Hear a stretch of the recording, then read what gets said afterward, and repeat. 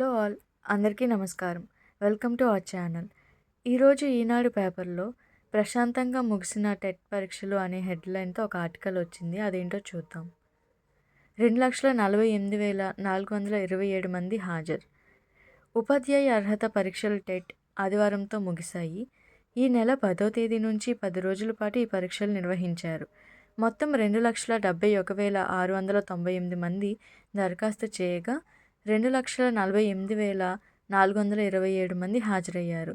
వీటిలో ఇప్పటికే కొన్ని పరీక్షలు ప్రాథమిక కీ విడుదల చేసినట్టు టెట్ కన్వీనర్ ఎం. వెంకటకృష్ణారెడ్డి గారు ఆదివారం ఓ ప్రకటనలో తెలిపారు.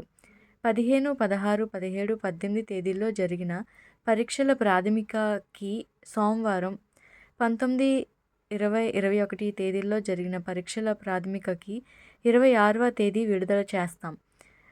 ప్రాథమిక కీపై అభ్యంతరాలు ఉంటే వెబ్సైట్లో తెలియచేయాలి అని వెంకటకృష్ణారెడ్డి గారు తెలిపారు. మీకు టెట్లో స్కోర్ ఎంత వచ్చిందో కమెంట్ చేయండి. Subscribe for more videos. Thank you.